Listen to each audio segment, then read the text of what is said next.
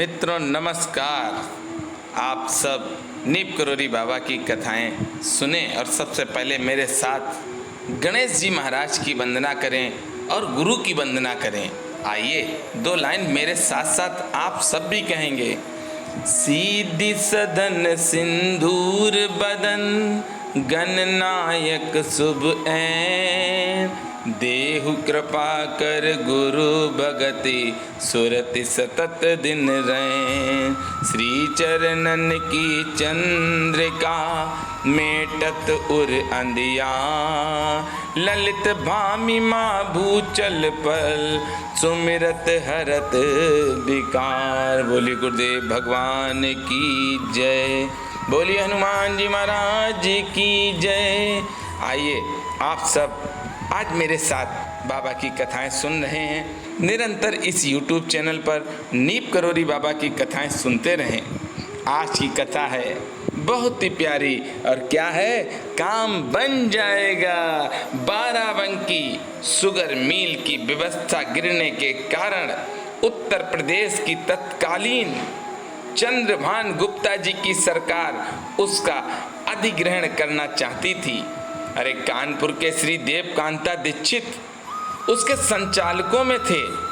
केन growers की इच्छा के कारण सरकार को अपनी इच्छा का त्याग कर दीक्षित जी को ही उस मिल का रिसीवर बनाना पड़ा।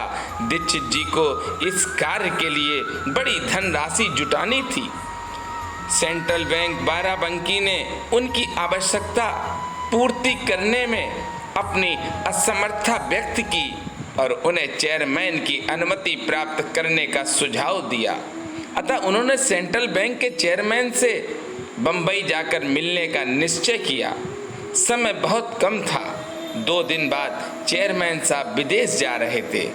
आपने कानपुर से दिल्ली का विमान द्वारा बंबई पहुंचने का निर्णय किया और इस कार्य की सफलता हेतु रास्ते में वृंदावन आश्रम जाकर अरे बाबा का आशीर्वाद लेना चाहा। जब दीक्षित जी वृंदावन पहुंचे हैं तो चौकीदार से आपको ज्ञात हुआ कि आपके यहाँ पहुंचने के 2 घंटे पूर्व ही बाबा आश्रम छोड़कर अन्यंत्र चले गए थे। बाबा के दर्शन न होने से दीक्षित जी के दिल को धक्का पहुंचा। दीक्षित जी सोचने लगे कि अब काम नहीं होगा। दीक्षित जी हताश होकर चौकीदार से बोले, आप कब तक आएंगे बाबा? चौकीदार ने पूछा, आप कहाँ से आए हैं? दीक्षित जी ने कहा, मैं कानपुर से आया हूँ। इस प्रश्न से आपको आश्चर्य हुआ और आपके हामी भरने पर वह बोला, बाबा जाते समय कह गए थे कि हमारा एक भक्त कानपुर से आ रहा है, उससे कह देना उसका काम बन जाएगा।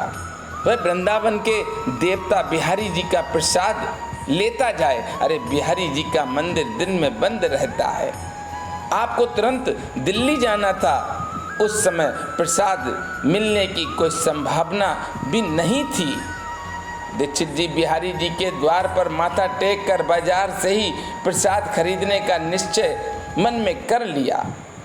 जब दीक्षित जी मंदिर की देहरी पर माथा टेका तो एक व्यक्ति उस द्वार को थोड़ा खोलकर बाहर आने लगा।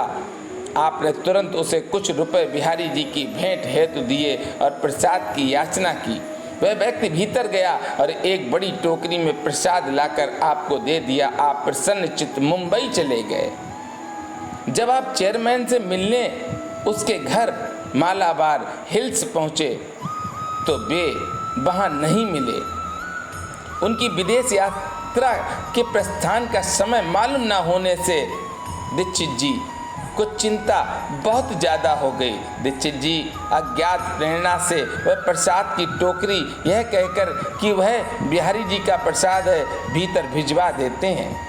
प्रसाद पाते ही चेयरमैन साहब की पत्नी स्वयं उनसे मिलने बाहर आ गईं। ये एक पुजारी परिवार था। कुछ दिनों पूर्व से ही ये महिला बिहारी जी के दर्शन करने की योजना बना रही थी, पर चेयरमैन साहब की विदेश यात्रा के कारण लाचार हो रही थी। अपने घर में ही बिहारी जी का प्रसाद पाकर वह उनकी इस कृपा से द्रवीभूत हो गई। उसने दीक्षित जी से दूसरे दिन प्रातःकाल आने का आग्रह किया।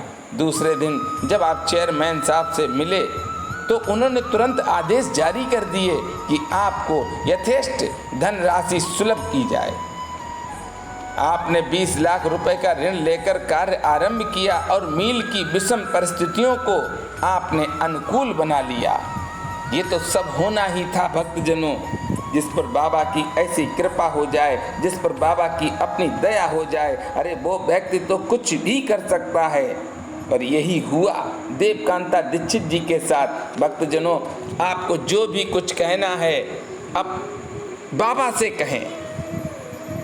आप बाबा से प्यार करें, बाबा को अपना बनाएं और बाबा से ही हर बात को कहें। सत्य कहता हूँ, कभी भी कोई संकट नहीं आएगा।